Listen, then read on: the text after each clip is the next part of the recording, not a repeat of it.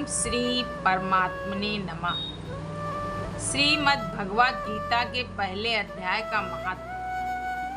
पार्वती जी ने कहा, भगवान आप सब तत्वों के ज्ञाता हैं। आपकी कृपा से मुझे श्री विष्णु संबंधी नाना प्रकार के धर्म सुनने को मिले जो समस्त लोगों का उद्धार करने वाले हैं। देवेश, अब मैं गीता का महत्व सुनना चाहती हूँ, जिसका श्रवण करने से श्री हरि में भक्ति बढ़ती है। तो महादेव जी बोले, जिनका श्री विग्रह अलसी के फूल की भांति श्याम वर्ण का है, पक्षी राज गरुड़ ही जिनके वाहन हैं, जो अपनी महिमा से कभी अलग नहीं होते, चूकते नहीं हैं तथा शेषनाग की सैया पर शयन करते हैं। उन भगवान महाविष्णु की हम उपासना करते हैं। एक समय की बात है,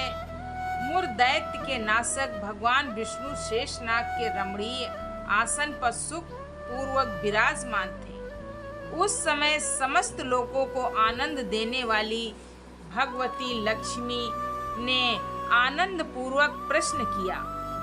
श्री लक्ष्मी जी ने पूछा, भगवान आप संपूर्ण जगत का पालन करते हुए भी अपने ऐश्वर्य के प्रति उदासीन से होकर जो इस क्षीर सागर में नींद ले रहे हैं, इसका क्या कारण है? तो भगवान बोले, सुमुखी, मैं नींद नहीं लेता हूँ, अपितु तत्व का अनुसरण करने वाली अंतर्दृष्टि के द्वारा अपने ही माहेश्वर तेज का साक्षात्कार कर रहा हूँ। देवी, ये वही तेज है जिसका योगी पुरुष कुशाग्र बुद्धि के द्वारा अपने अंतःकरण में दर्शन करते हैं तथा जिसे मीमांसक विद्वान वेदों का सार तत्व निश्चित करते हैं। वो माहेश्वर तेज एक अजर प्रकाश स्वरूप आत्मरूप, रोग शोक से रहित अखंड आनंद का पुंज, निष्पंद निरीह तथा द्वैत रहित है। इस जगत का जीवन उसी के अधीन है। मैं उसी का अनुभव करता हूँ। देवेश्वरी, यही कारण है कि मैं तुम्हें नींद लेता सा प्रतीत हो रहा हूँ। श्री लक्ष्मी जी ने कहा, ऋषिकेश, आप ही योगी पुरुषों के ध्येय हैं। आपके अतिरिक्त भी कोई ध्यान करने योग्य तत्व है? ये जानकर मुझे बड़ा कौतूहल हो रहा है। इस चराचर जगत की सृष्टि और संहार करने वाले स्वयं आप ही हैं। आप सर्वसमर्थ हैं। इस प्रकार की स्थिति में होकर भी यदि आप उस परम तत्व से भिन्न हैं, तो मुझे उसका बोध कराइए। तो भगवान बोले, प्रिय, आत्मा का स्वरूप द्वैत और अद्वैत से पृथक, भाव और अभाव से मुक्त तथा आदि और अंत से रहित है। शुद्ध ज्ञान के प्रकाश से उपलब्ध होने वाला तथा परमानंद स्वरूप होने के कारण एकमात्र सुंदर है। वही मेरा ईश्वरीय रूप है। आत्मा का एकत्व ही सबके द्वारा जानने योग्य है। गीता शास्त्र में इसी का प्रतिपादन हुआ है। अमित तेजस्वी भगवान विष्णु के ये वचन सुनकर लक्ष्मी देवी ने शंका उपस्थित करते हुए कहा, भगवान, यदि आपका स्वरूप स्वयं परमानंदमय तथा मन वाणी की पहुंच से बाहर है, तो गीता कैसे उसका बोध कराती है? मेरे इस संदेह का आप निवारण कीजिए। तो श्री भगवान बोले, सुंदरी, सुनो, मैं गीता में अपनी स्थिति का वर्णन करता हूँ। क्रमशः 5 अध्यायों को तुम 5 मुख जानो, 10 अध्यायों को 10 भुजाएं समझो तथा एक अध्याय को उदर मतलब पेट और 2 अध्यायों को दोनों चरण कमल जानो। इस प्रकार ये 18 अध्यायों की वामंगी ईश्वरी मूर्ति ही समझनी चाहिए। यह ज्ञान मात्र से ही महान पातकों का नाश करने वाली है। जो उत्तम बुद्धि वाला पुरुष गीता के 1 या आधे अध्याय का अथवा 1 आधे या चौथाई श्लोक का भी प्रतिदिन अभ्यास करता है, वो सुशर्मा के समान मुक्त हो जाता है। तो देवी लक्ष्मी जी ने पूछा, देव, सुशर्मा कौन था, किस जात का था और किस कारण से उसकी मुक्ति हुई? श्री भगवान बोले, प्रिय, सुशर्मा बड़ी खोटी बुद्धि का मनुष्य था। पापियों का तो वो शिरोमणि ही था। उसका जन्म वैदिक ज्ञान से शून्य एवं क्रूरता पूर्वक कर्म करने वाले ब्राह्मणों के कुल में हुआ था। वो न ध्यान करता था, न जप, न होम करता था, न अतिथियों का सत्कार। वो लंपट होने के कारण सदा विषयों के सेवन में ही आसक्त रहता था। हल जोतता और पत्ते बेचकर जीविका चलाता था। उसे मदिरा पीने का व्यसन था तथा वो मांस भी खाया करता था। इस प्रकार उसने अपने जीवन का दीर्घ काल व्यतीत कर दिया।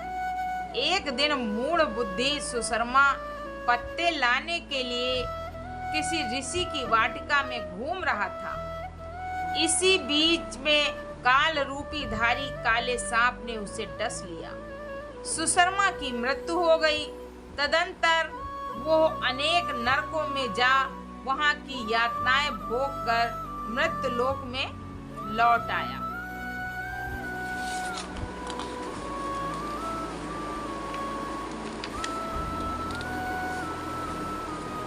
और वहां बोझ ढोने वाला बैल हुआ। उस समय किसी पंगु ने अपने जीवन को आराम से व्यतीत करने के लिए उसे खरीद लिया। बैल ने अपनी पीठ पर पंगु का भार ढोते हुए बड़े कष्ट से 7-8 वर्ष बिताए। एक दिन पंगु ने किसी ऊंचे स्थान पर बहुत देर तक बड़ी तेजी के साथ उस बैल को घुमाया। इससे वह थककर बड़े वेग से पृथ्वी पर गिरा और मूर्छित हो गया। उस समय वहां कौतूहल बस आकृष्ट हो बहुत से लोग एकत्रित हो गए। उस जन समुदायों में से किसी पुण्यात्मा व्यक्ति ने उस बैल का कल्याण करने के लिए उसे अपना पुण्यदान किया। तत्पश्चात कुछ दूसरे लोगों ने भी अपने अपने पुण्यों को याद करके उन्हें उसके लिए दान किया। उस भीड़ में एक वैश्या भी खड़ी थी। उसे अपने पुण्य का पता नहीं था, तो भी उसने लोगों की देखा देखी उस बैल के लिए कुछ त्याग किया। तदंतर यमराज के दूत उस मरे हुए प्राणी को पहले यमपुरी में ले गए और वहां वो विचार कर कि ये वैश्या के दिए हुए पुण्य से पुण्यवान हो गया है, उसे छोड़ दिया गया।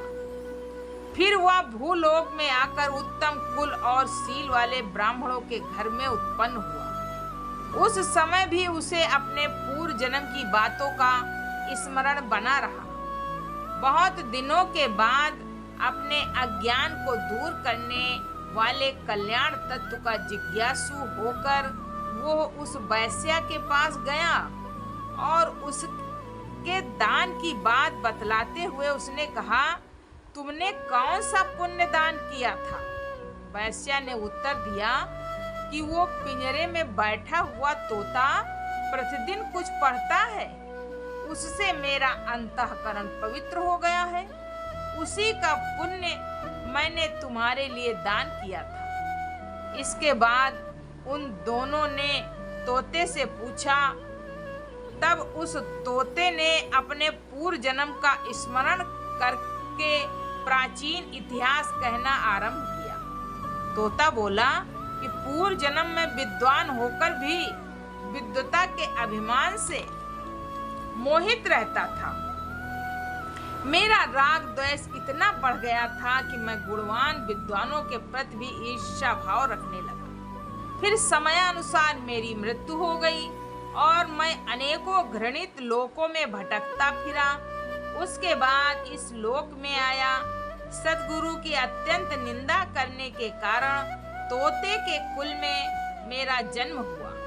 पापी होने के कारण छोटी अवस्था में ही मेरा माता पिता से वियोग हो गया। एक दिन मैं ग्रीष्म ऋतु में तपे हुए मार्ग पर पड़ा था। वहां से कुछ श्रेष्ठ मुनि मुझे उठा लाए और महात्माओं के आश्रम के भीतर एक पिंजरे में उन्होंने मुझे डाल दिया। वहीं मुझे पढ़ाया गया।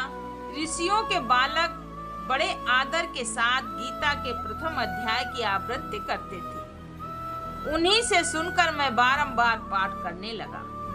इसी बीच में एक चोरी करने वाले बहेलिया ने मुझे वहां से चुरा लिया। तत्पश्चात इस देवी ने मुझे खरीद लिया।